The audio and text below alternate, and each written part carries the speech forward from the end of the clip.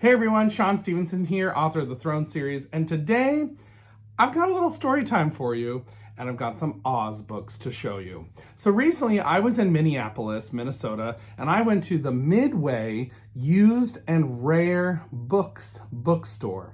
This was an amazing bookstore. It was super awesome. It's located in St. Paul, actually, and I went there and I did not know what to expect. This is a pretty amazing bookstore, I've got to say.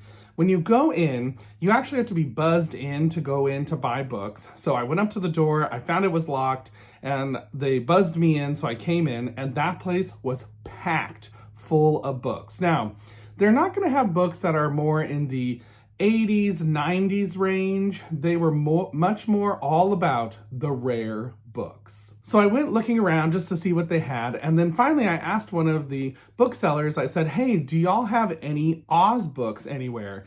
And so he pointed me to a shelf of Oz books, so I found this little shelf of Oz books, and I found a couple there that I was super excited about, so a couple things I had never heard of and did not know existed, and then some things that I knew existed and had not ever found in person. So the first one I picked off the shelf was Ozoplaning with the Wizard of Oz by Ruth Plumly Thompson. Now this is the last book in the original run of Oz books that Ruth Plumly Thompson wrote. And so this one is an International Wizard of Oz Club edition from 1990. And I really liked actually that the cover went like this. It goes all the way around.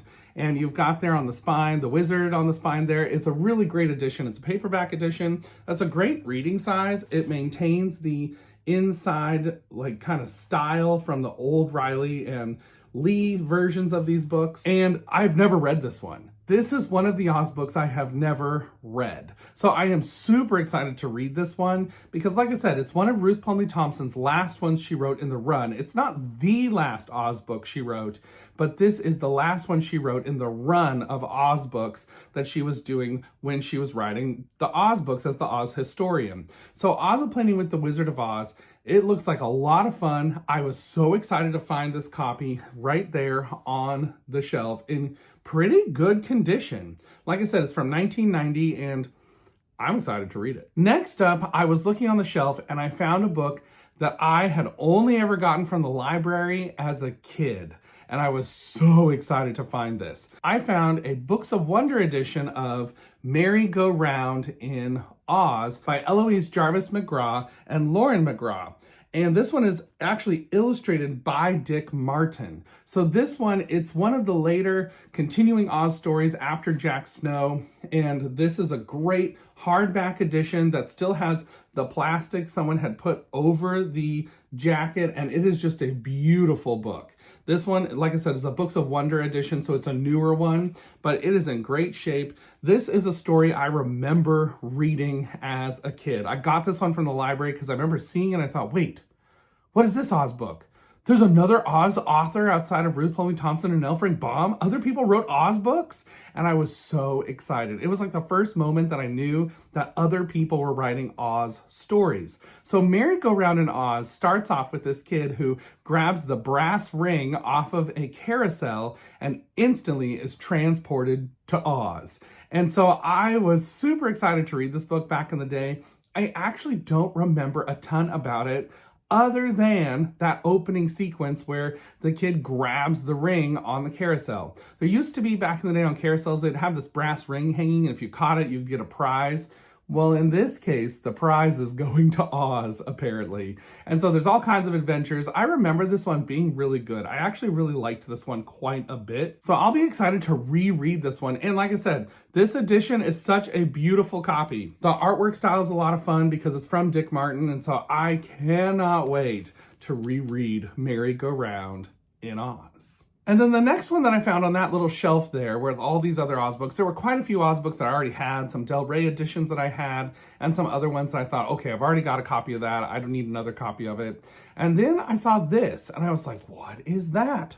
And it was in plastic, and it's called The Runaway Shadows and Other Stories by L. Frank Baum. Now, this was put out in 1980 by the International Wizard of Oz Club.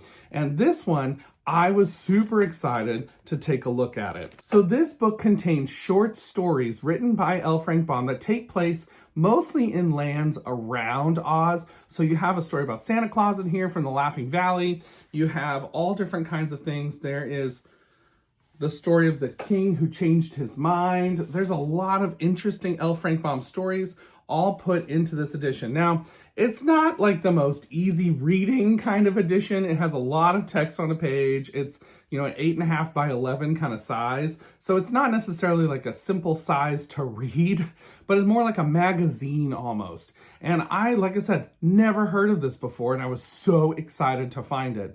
And they were selling it for about $10, so I thought, okay, it's in pretty good shape. I'm super excited about this. Mostly all of their prices were under prices that I see online for Oz books. So I was real excited to find this one, and I'm excited to read these. I'm kind of saving them for a rainy day when, I just want to read a short story that comes from, Oz or around Oz, and The Runaway Shadows and Other Stories is definitely the ticket. So then, as I was buying these 3 books up at the counter, the bookseller said, "Oh, did you see our other Oz books?" And I said, "No, where are those?" And so then he took me over to a stanchion that was in front of there was a line of comic books, and then there was a big wall of books. And so he took the stanchion off and said I could come back behind it. And there on the shelf were a bunch of older Oz books that were Riley and Lee editions. So I kind of looked through them. I actually had most of the ones that they had. And then a couple that they did have there, they were very, very expensive because there were some first editions, things like that. And so I didn't really see anything there. And then he said, "Well, we also have some Oz books in the back." And I thought, oh, okay, maybe he's going to bring some out for me. And he said, "Oh, come follow me." So he took me into the back of the store, and I went into the back, and I am not kidding you. This was an Oz experience I will never, ever forget. I actually almost cried when I walked in. I have never seen that many Oz books in one place. There were probably 200 of these old style Oz books from Riley and Lee publishers that were all on these shelves.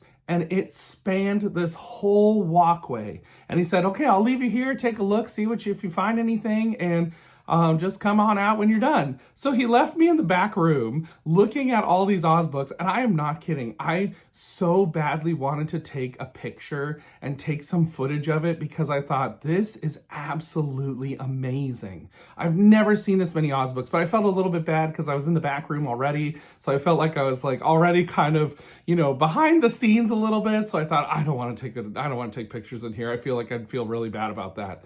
But I just stood there and I looked at those Oz books for probably half an hour, just kind of walking and looking at each one. There were some extremely rare Oz books that were there on the shelf, ones that go for thousands of dollars online. And I was looking at these books, and I will say they were all priced pretty reasonably. Nothing, like some of those thousands of dollar ones that usually go for thousands of dollars online were definitely priced high, but they were under most asking prices that I see online.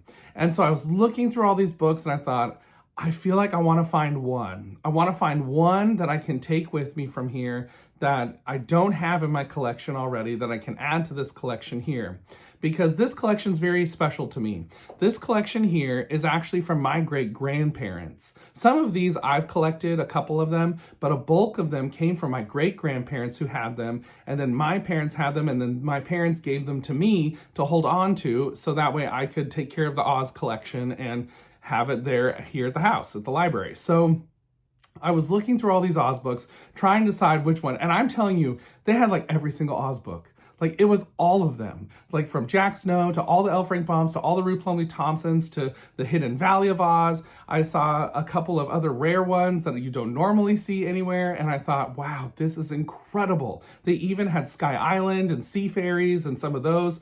They did not have a John Doe and the Cherub or Queen Zixie of Ix, but they had Dot and Trot in Maryland. They had so many amazing books, and I was overwhelmed. I'm not gonna lie, I was overwhelmed. It was just such an awesome, amazing moment for a book lover to stand there, and especially with Oz, which is something that I grew up with. Oz was one of my introduction to books and to reading on my own. The Lost Princess of Oz is actually one of the first books I remember reading on my own. And I just remember thinking, this is an incredible experience that I will never forget in my life.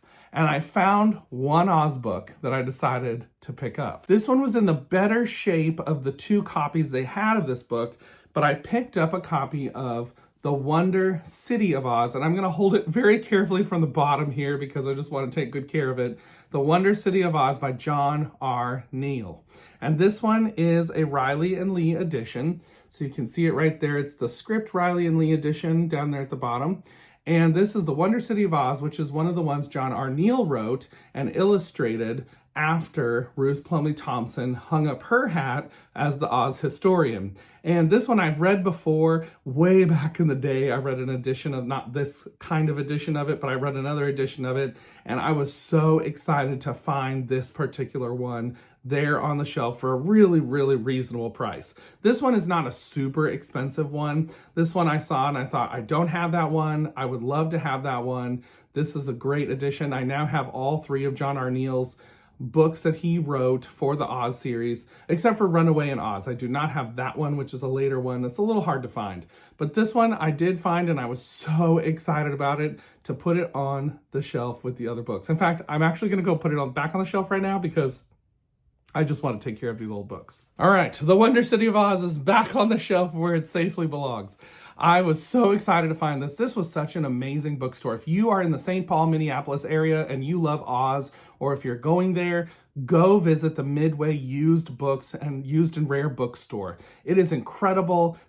All of the booksellers there were so incredibly helpful. They were super friendly. They pointed me in the right direction the whole time. I will say, if you're looking for other things like stuff from the 90s, 80s, they don't really have that kind of stuff that much. It's much more old books from like the 50s and before. So they have a lot of interesting stuff. There were 2 levels to this place. I will say it's just a fun place to go see and go visit, especially if you are a serious book collector. If you're a serious book collector, this is a place that you are going to find that rare book that's hard to find. They had all genres, nonfiction, fiction, all kinds of things there. It is definitely worth a trip if you are in the St. Paul, Minneapolis area.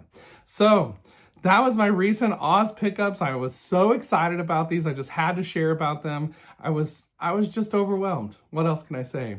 When have you been overwhelmed in a bookstore? Has that ever happened to you before? Like at a used bookstore, you found something that brings you back to your childhood or just makes you so excited to be a reader. That's how I felt when I was standing there looking at all those Oz books. I was like, I'm excited to be a reader. What an incredible thing that we have, that we can read books and find out of the stories from imaginations from around the world. It is an incredible thing to read and to listen to books and to read. Nothing like it. So until next time, everybody, keep reading. Bye.